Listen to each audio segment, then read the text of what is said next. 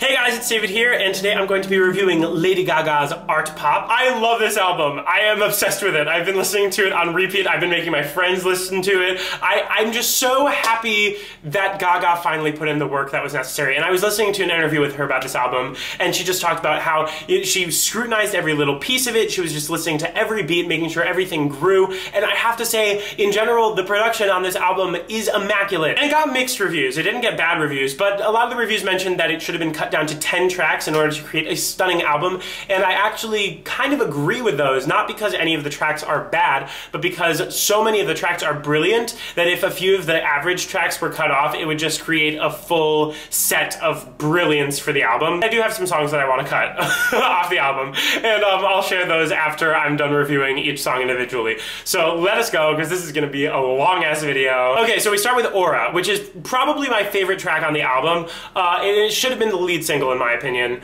It is so good. It's just full, it's catastrophic. If you listen to it with good headphones, all of the sounds that happen, you just feel like the world is exploding around you in the most magnificent way. Her vocal on it is great. I will say that her vocal for the verses on the demo I thought was a little bit more powerful because I did listen to the demo when it leaked, and I did have a crazy reaction. This chorus is probably the best pop chorus I've ever heard in my life. It is so powerful, and when the synths come in, you're just like, what the hell is happening to me? Like, why is the world becoming Gaga's? Hers and hers alone. Like, really, it's so real. So then we get to Venus, which is the first song Gaga has ever produced on her own. Good job to her, hooray, because she's been co-producing for a while, so that was a big deal for her. The vocal layering is really nice. It has this kind of like underwater vibe to it, or at least that's how I feel, and it kind of lends to the lyrics. I do think that the talking bridge announcing all of the planets is a little bit boring compared to the bridges in later songs on the album, but I love that she rhymes Uranus with my ass is famous. She could not resist. Her vocals on this are super powerful and divalicious. Drag queens are gonna have a blast lip syncing to it. When she says she can't help the way she's feeling, I'm just like, yes, please belt for me. And she does it live too. Like her live vocals on the X Factor performance, I reviewed that, I'll link it here. But she freaking slayed! And then we get to GUI, which is an obvious favorite. It's classic Gaga, sassy dance track. The lyrics are witty. She says, please retweet. Can we just? I love that it starts off with her talking about Eros, and then like goes into the song. It creates a nice transition from Venus to Guy, which is an example of the cohesion of this album. It is an album. It is not just a collection of singles. This chorus is super catchy. It's amazing to like work out to or be on your bike or whatever. So then we have Sex Dreams, which everyone obsessed over after the iTunes Festival, rightfully so. To listen to it fully produced was so refreshing because the verses have this like dark kind of house beat to them, and then it pops into the brassy chorus, and there's just a nice contrast there. And also the bridge. Let us talk about the bridge and the slappy 90s bass in the bridge. Like, that bass line is so hot.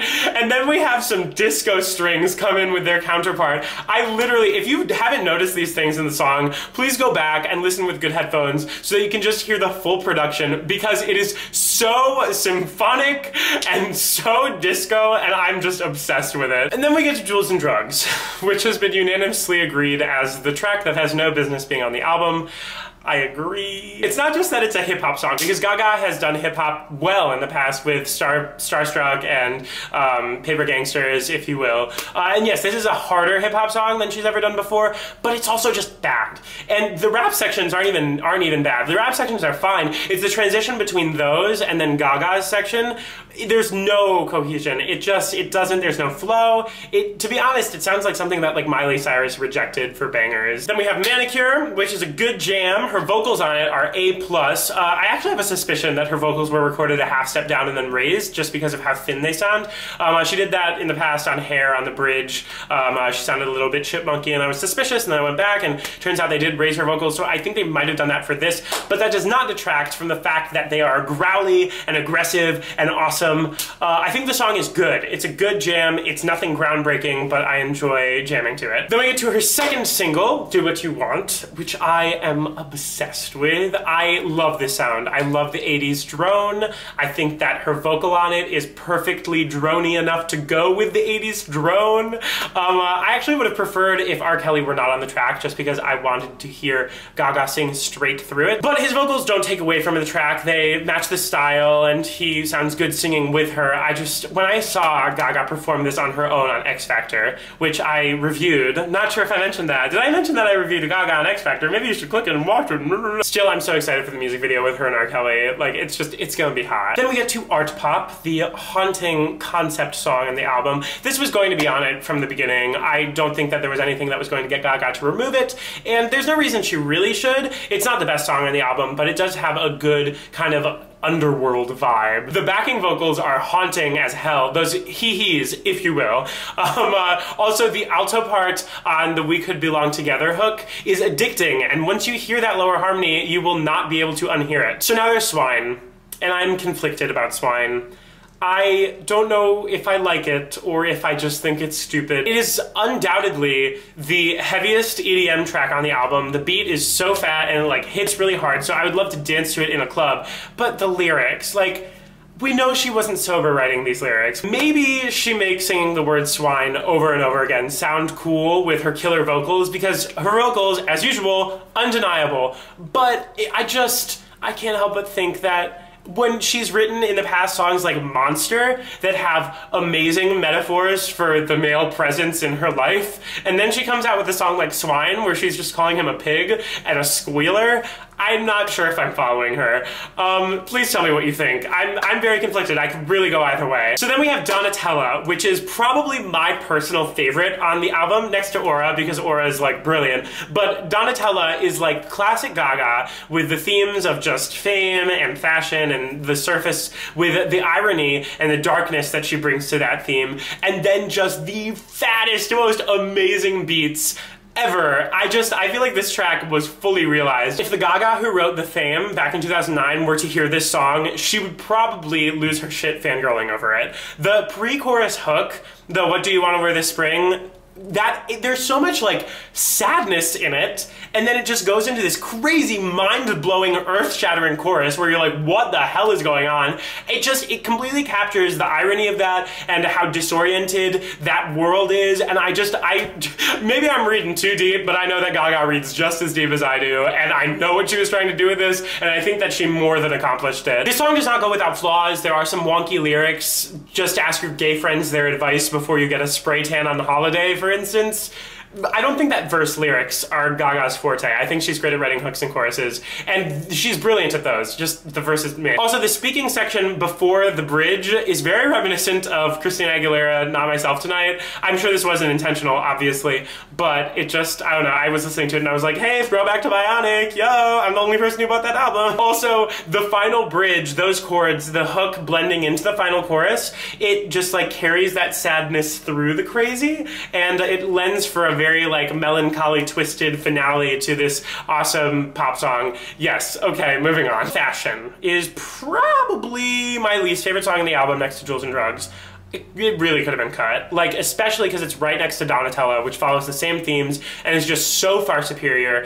And Fashion isn't bad, it just sounds like something that should have been like a bonus track on The Fame when she first started. It's a groove, it's very simple, and the lyrics are nothing special. The only part that I think is worthy of this album is the random amazing breakdown that follows the bridge. Like, it just comes out of nowhere and I'm just like, okay, I'm hearing the synth go crazy. Mary Jane Holland I like to describe as the fully realized Bloody Mary, and Bloody Mary is one of the few songs that I liked off of Born This Way. I think that it captures that essence, but it grows it. I love the dissonant synth pattern on the bridge. I remember when the little clip came out, I freaked out over that time mark and I like sent it to all my friends. And then it just goes into her announcing Mary Jane Holland, and then that big crowd scream, which is just so cinematic and cool. I really like this track. I think that it's kind of my kind of groove. And then we have the only ballad on the entire album, Dope, which is good. This song was controversial because she performed it as I Wanna Be With You at the iTunes Festival, and then she changed it to Dope. And a lot of fans were angry about this because I Wanna Be With You was about the fans, and then Dope became more of a love song. I honestly kind of like Dope better, because it is more dramatic and it's definitely more extreme, but I think that as a standalone song that makes it a little bit more relatable. I mean, we tend to relate to really melodramatic pop songs, i.e. Adele. So I think that it was a good move. I think that if that's what she wants to perform and that's what she's more fascinated by, she clearly was emotional singing it for the YouTube Music Awards because she was crying. Her vocal on this is stripped down. It is classic Gaga at the piano. I have to say that the piano ballads are starting to feel a little bit formulaic. The fact that she's now released 4 albums consecutively where she's had a lot of dance tracks and then 1 piano ballad is starting to feel a little bit like the Gaga formula. Let's talk about Gypsy and how it is the single gayest song I've ever heard Gaga release. It's like on par with Cher, it is on par with RuPaul, but it's so good and so powerful. I just imagine this playing in the clubs and gays just pivot turning tonight. The other drama of this song, the bridge, the drama of the bridge really, with that percussion and then the way that her voice just breaks perfectly on the word fire. Go listen to the word fire. I promise, I'm not getting too specific. You go and you listen to that word and you'll be like, homegirl is living her life. And then it breaks into this chanting chorus and she has a Shiza reference in there. She's just throwing everything but the kitchen sink at this song and it is doing me all of my favors and it is giving me every ounce of life I've ever needed. And we end on Applause, which is going to be the most controversial for me to review because I bashed it when it first came out in this video. Have I promoted myself enough in this video yet? I will admit it, Applause grew on me. After watching the VMA performance and the music video and multiple remixes and just listening to the song over and over again, I have come to the conclusion that it's actually good and that my initial response was wrong, and I am fine with admitting my errors. However, I still think that Aura would have made a way better first single and maybe could have changed the entire fate of this album. So overall, clearly I loved this album. I think it was the best work Gaga has done since The Fame Monster. I think that with Born This Way, she was a little rushed in her production and that this album fully realized those ideas. I do think that it could have been a 10-track album. Definitely, I think Jewels and Drugs should have been cut and Fashion should have been cut. There's more ambiguity around songs like Manicure and Swine, maybe Art Pop, but she was never gonna lose Art Pop. Still, I think those who listen all the way through it will realize its brilliance, and I really hope that people do because I know that it's not doing well on the charts, but I want people to listen to this because it's so good. Also, let me know what your favorite song is. I'm gonna put all of them on the screen right now, and you can click on your favorite song from the album. And if you can't do annotations and you're on your phone or something, just put your favorite song in the comments, and also just tell me your opinion of the album, if you agree, if you disagree, whatever. Other than that, I thank you guys so much for watching, and I will see you very soon. Okay, bye!